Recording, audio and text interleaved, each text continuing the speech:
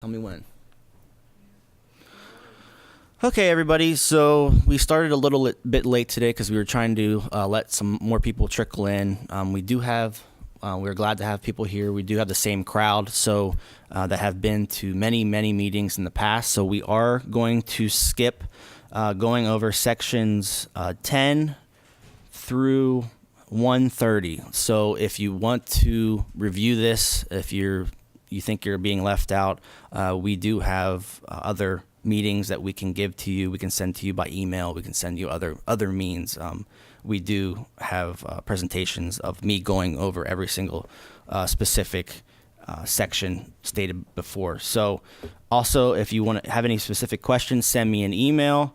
I'm available here for you at any time. So call me, send me an email, and we'll make time to work out any questions that you have. So basically what we're going to do is we're going to start right in the nitty gritty of it, section 140. This is signs in the residential R1, R2, and R3 districts. What I'm going to kind of try to do here in the beginning is just go over the comparison sheet, talk about what we have currently and what we are proposing. As you're going to see, there's not a whole lot of changes in these three districts because these are residential districts, and we want to make sure that we protect our residents from noise pollution. Noise pollution and light pollution and unsightly signs in the residential districts. So in our current ordinance, the sign area is cumulative. I've been saying at many meetings that's one of the most important factors of all of this. It's cumulative. So if you're maxed out in your square feet and you want to put another sign, you cannot do that. When we talk about subdivisions, until all properties are sold, you can see these out at Brookfield and Southgate. They have these large signs that are wanting people to come in and buy new homes. Right now, you can do a maximum area of 50 square feet with a maximum height of 8. For subdivision identification, these are going to be your signs that basically state what development you live in. So, for example, Southgate, Northgate, Brookfield, Pembroke, Silo Hill, and Emmett Gardens. But Emmett Gardens doesn't have one, but I just wanted to use that as an example. Maximum area for that is 15 square feet. Maximum height is 8. And you can just turn that off, Amy. From home occupation, so these are typically your beauty salons or other small home occupation that you have that's non-intensive. There's not a lot of people that come in and out, or you have your beauty salons that there do people come in and out. So maximum area is 2 square feet currently with a maximum height of 4. And temporary signs, it says not permitted, but I believe they are permitted. They're permitted, such as your yard sale signs and for sale signs. So what we are proposing, is there any questions on the current? No questions on the current. Okay, so for proposed, we kind of take that cumulative word out of the definitions here. So basically, you're allowed exempt signs, you're allowed limited duration signs, temporary signs, you're allowed a portable sign if you're a business. Street pole banners, this is one that we did add. So if your homeowners association or other associations want to put up some kind of yearly yard sale banner, you're permitted to do so.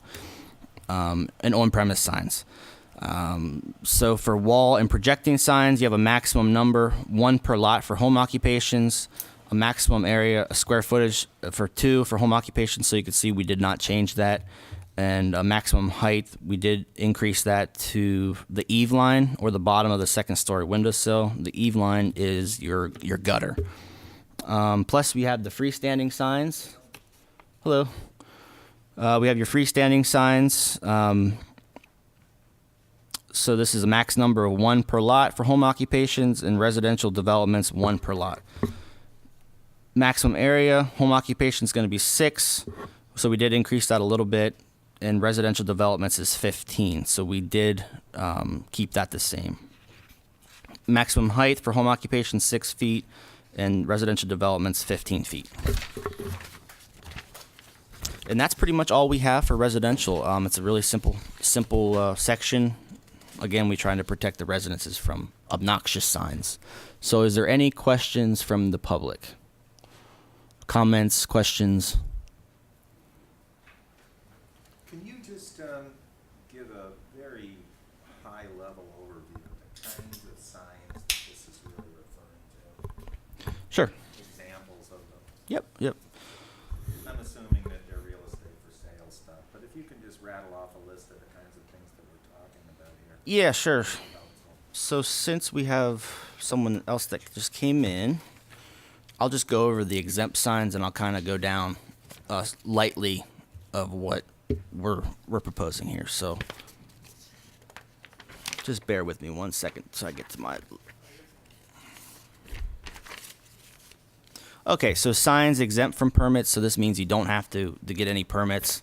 Official traffic signs, government regulatory signs, signs inside a building or other enclosed facility which are not meant to be viewed from the outside and are greater from 3 feet. So basically this is if you have a home and there's a Coca-Cola sign lit in your window, but it's greater than 3 feet away, you don't have to come in and get a permit for it. Holiday and seasonal decorations, personal expression signs of any type, including flags, provided that they do not exceed 3 square feet in area per side, are non-commercial in nature and are non-illuminated. Address signs, so since we're talking about the residential district, these signs shall not exceed 3 square feet in area. Public signs, which are installed by us or the state or the federal government. Signs or emblems of a religious, civil, historical, or educational organization that do not exceed 5 square feet. These are basically your crosses, your Stars of David. Private drive signs, security and warning signs. Flags, we do have restrictions on those. What we don't want to see is someone that has 100 flags in their yard. So flags and flagpoles shall not be located within a right-of-way. The height may not exceed 30 feet. No more than 2 flags in residential. Legal notices, vending machine signs, memorial signs, signs that are permanent architectural features of a building, and we have a lot of that in Emmitsburg. Incidental signs, and art and murals, temporary signs, and we're going to try to add real estate signs in that also. So that's your exempt signs. The next section is your limited duration signs. So these are signs that you want to keep up from 31 days to a maximum of 364 days. These could be you're hiring, someone's hiring and they haven't hired anybody in 30 days. That could be an example of that. Let's see. Temporary signs, these are things that are less than 30 days. Portable signs, so these are your signs that are like sandwich boards. So if you want to put out, I know you work at the Stavros, so if Stavros wants to put out an A-frame sign that states that they have a special that day, that would be allowed. That's currently not allowed, so that's something we're going to add to the mix here. Yep, we're going to add that, so that's a good thing. Oh, we can? You can. Okay. Yep. Street pole banners, currently we can't do those, but in the new sign ordinance, we want to allow those. And on-premise signs, basically, for an example, Stavros, on-premise would be a Stavros sign that says pizza or something like that. It would be on the actual premise of where it's sold. So we're almost done here. For wall and awning/canopy, so these are the signs that are actually on a wall. And the awnings, I'm sure you've seen awnings that project out. So projecting signs, these are pretty common in Gettysburg. They're more historical in nature. They have a metal frame that comes out, and then it has usually like a wooden sign or vinyl. And window signs, obviously, they're attached to your windows. Freestanding signs, these would be the majority, I would say, in the residential districts. So these are basically your simple poles, and just like a real estate sign, that's a freestanding sign. And that is basically sums up all the types of signs that would be allowed in the residential. So is there any real difference between the proposed and the current So- with regard to those kinds of signs? So we had a question. Mr. Slaughter asked if there's any major differences. The only difference is we're allowing a lot more types of signs for our stay-at-home businesses, the businesses that operate out of your homes. For an example, there is one business, there may be multiple of beauty salons that operate out of your home. Based on zoning, that's what tells you what kind of businesses that can be in your residential zone. So it's going to be very restrictive who can even be in there in the first place. But that's the main majority. We're allowing some more signs for these businesses. Any other questions, comments, concerns? Again, this is going to be a short meeting, but you like that? Okay. Do you have any questions? No. Okay.